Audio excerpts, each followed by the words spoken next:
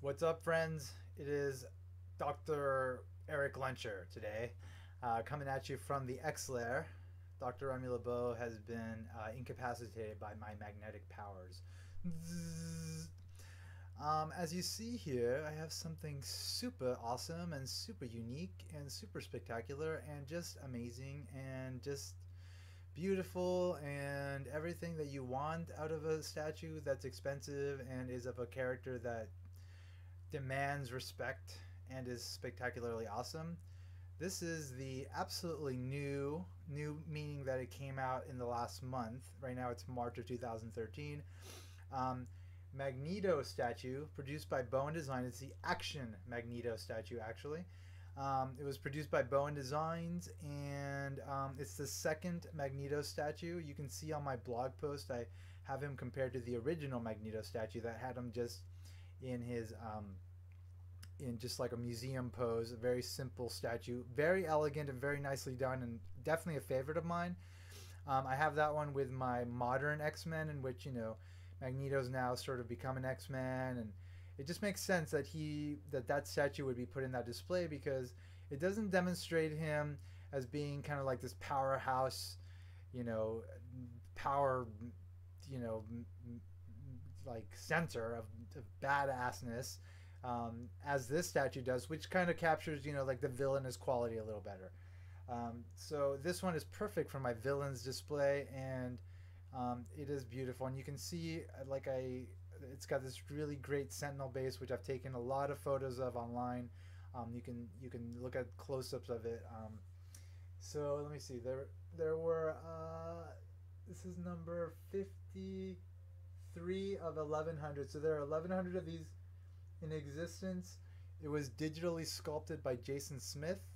So obviously, uh, some people don't like digital sculpts. I like them, and I think it's the digital sculpt that allowed it to have sort of the magnitude that it does, as far as like the design of the cape and just, I don't know. I mean, obviously you can do these things with traditional traditional sculpting means, but I think maybe like this digital sculpting allowed it to sort of be even more impressive than it might have turned out otherwise. I might be completely wrong, and I don't want to offend traditional sculptors, but I'm super glad that Jason Smith sculpted this. You can see it's like the cape is just enormous, and it's also very heavy. Actually, this is a heavy piece. I had to do some extra weightlifting before the video just to kind of build up some of my strength in order to be able to handle him. Also, he's an ultimate badass, so it's just difficult to be a weakling around him, because he'll just he'll just take you down like that. He is a bad guy. He was a bad guy, but he's seen the light. You guys have seen X-Men First Class. I mean, he's not a terrible guy, and he's got the potential to be a good guy, and there's been a lot of changes to him in throughout the comics, and so he's always been kind of like sort of like a gray area as far as like villains go. Like, it depends on where, what context he's in. That sort of I guess brings out different parts of his personality and his character, and kind of either makes him villainous or kind of like a nurturing sort of like a teacher or father figure. There's definitely a lot of sides to Eric Lencher, but this side here, the side that's being demonstrated here, is the side of him having just awesome power, and this statue captures that brilliantly. It looks like he's about to just kind of take down, like, and I'm sorry for referencing X3, but take down like the Golden Gate Bridge or something. Like, he's about to like have an awesome show of force, which he's completely capable of. As we all know, he's a master of magnetism. He's able to manipulate the Earth's magnetic field to his will. I mean, he's one of the most powerful mutants in the world, and certainly one of the more impressive mutants to ever have been created by Marvel. So this statue is sort of honors that legacy, honors the legacy of the awesome power of Eric Lencher. So the base itself, really cool. The hand is a Sentinel hand. It's got a lot of detail. You know, you can see more of the detail on my blog post, as I mentioned. The hand is very similar to the Banshee base. I don't know if you. So I do have a post on the custom Banshee statue that I had produced, which is a variant of the Banshee statue that was produced by Bowen Design. So you can see there, like, and the photos that I posted, like, the hand is very similar to the hand of that statue here. There are a lot of differences, though. You know, it's definitely got a lot more, like, different battle damage sort of elements, which is very cool. There was a lot of attention put into that. Like, obviously, Bowen doesn't want to come off as being like a lazy company, and they're not a lazy company in any way. Like, they pay attention, they give a lot of love and attention and focus to everything they do. So it makes sense that, although, you know, as far as just like the basic structure of the hand, they use the same one digitally, but then beyond that, they just kind of tore it apart in a complete different way. You've got the Wolverine claw marks in different places, which look really great, and just the degree to which this hand was taken apart represents not only the fact that it's a different statue, but that it was attacked by a different character. That different character being Eric Lenscher, who's obviously, his power is just exponentially greater than Banshee's power. So I love that that kind of attention was put into the base and reflects, you know, the cool quality of the awesome power of this character versus Banshee. This hand, the Sentinel base hand, is actually taller than Banshee. Like, this is actually a very tall statue, and I wanted to kind of get it all in the video, but I thought, if I do, I'm gonna have to put him further back, and you're not gonna be able to see the detail of the actual statue as much. So, you know, I'll leave the rest of the base, you know, for you to check out on the blog post. Again, I have maybe too many close-ups of all the different features of that base, but it's a super awesome base, and it's actually longer than the Banshee statue. That might be because the statue is bigger and maybe heavier, given that the cape is enormous and just thick. So maybe it's necessary just to balance the statue out, or it might just be an aesthetic choice, or it might be a combination of the two. But it works really well. You know, it just gives the statue even more presence than you would expect from it. And as a fan of Bowen Designs, as a fan of Magneto, it makes me super giddy. As giddy as the child that first read X-Men comics so many years ago. All right, so let's get into the actual statue himself. So I think there was like a lot of controversy in regards to the first Magneto statue that was produced. People didn't like the color choices that were made.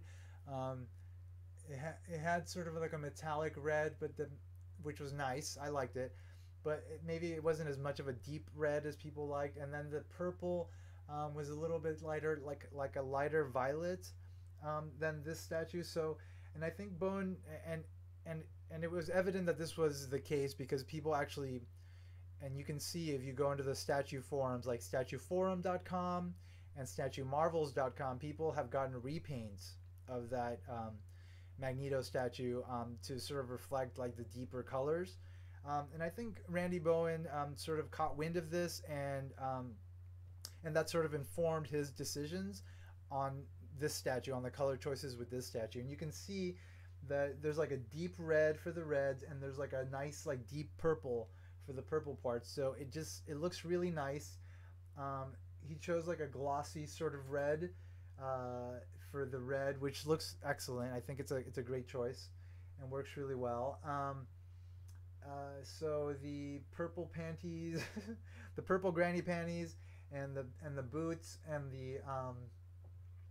the sort of the gloves have a really nice kind of purple that is the same as the cape, which looks really great.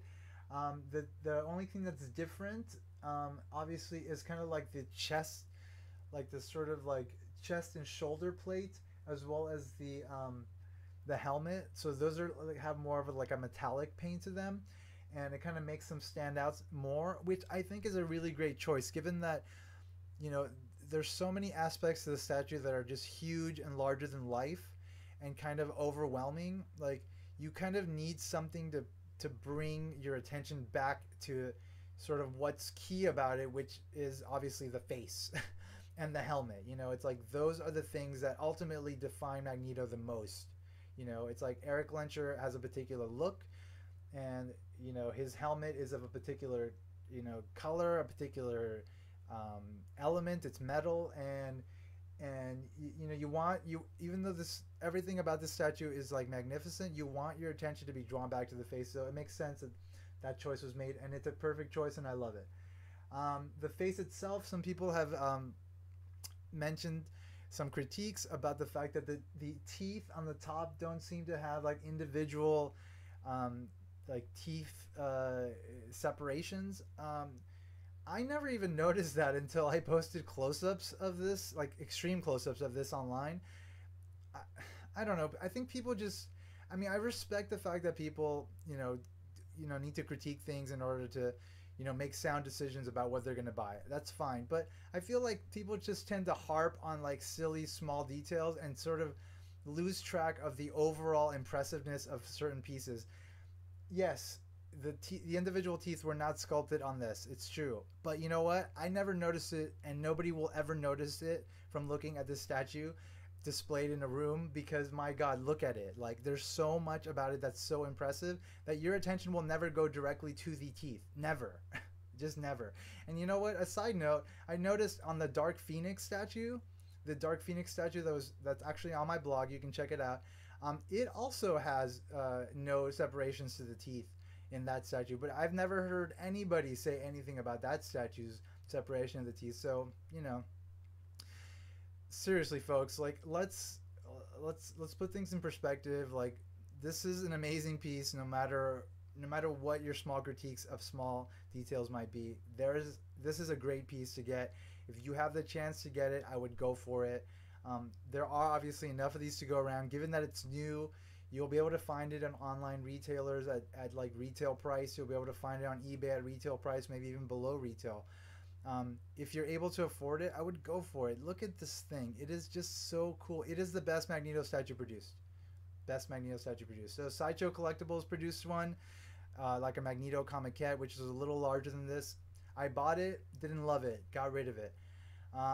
Kotobukiya produced a Magneto statue, which I actually ordered before this was finally revealed. And when this was revealed, I actually canceled that one, even though I think it's a really great statue. It was sculpted by Eric Sosa. It's actually pretty much a perfect capturing of Magneto in one of the first panels on X-Men Volume 2, the 1990s Jim Lee, Chris Claremont X-Men that was released with like 5 covers. Like the second panel in that issue has Magneto like in a particular pose, and that statue captures it perfectly. I really like that statue a lot. I think it's great, and I've seen pictures of it online, and people actually prefer that one to this one, and I understand why. It's actually really impressive. But I think the people that prefer that one to this one haven't seen this one in person. And it's funny, people that have seen this one in person, having had reservations about it, change their mind about it. You can't help but change your mind about this statue because it's super freaking impressive. My goodness, look at this thing. It's out of control awesome. Out of control awesome. So really looking forward to X-Men First Class. X-Men Days of Future Past. We're going to get both the First Class Magneto as portrayed by Michael Fassbender, and of course the man himself, Ian McKellen, Magneto as portrayed by, well, I've already said who portrays him. Ian McKellen portrays him. Both Magnetos are going to be in the movie. It's going to be spectacular. We're going to get tons of Magneto from there. Actually, this helmet was produced by an independent dude in Nevada who just does custom stuff like this. He did this after X-Men First Class. So this is the helmet that Michael Fassbender wears in the very last scene of X-Men First Class, where he breaks Emma Frost out of like the CIA prison. But the guy that produced this also produced the original helmet that was featured in the film that Kevin Bacon used, Sebastian Shaw used, that had kind of silver and dark gray sort of colors to it. So if people are interested, I'll post some information about that as well in order to in order to allow you to get this helmet, because it's very cool. Like, obviously I don't wear it all the time. I'm just wearing it for this video, but I have it displayed with Magneto, and it looks great. They make a really great set together. Um, and that pretty much says it all. So this is like, again, this is the Bowen Designs Action Magneto statue. It's probably one of the most impressive statues that Bowen Design has ever put out. It's on, you know, it's in line with all the other X-Men villain statues they've put out. They tend to do an amazing job on X-Men villain statues. For some reason, they put a lot of love into X-Men villain statues, and me as an X-Men fan, like, I really appreciate it. I am in love with this statue. I will forever be in love with it. It is just one of the greatest things ever. And I'm so glad to have it in my collection, and I'm really happy to have been able to share it with you guys. So again, thank you for checking out my video. I hope you enjoyed it. Check out my blog post for more photos. My blog is X-Men Statues of Future Past.blogspot.com. My YouTube channel is Dr. Remy LeBeau, officially. Unofficially, Dr. Remy LeBeau's X-Lair. And as always, X in the box, because ain't nobody checking me. I'll catch you all very soon, and I hope you all take care of yourselves, okay? Take care, bye. Bye-bye.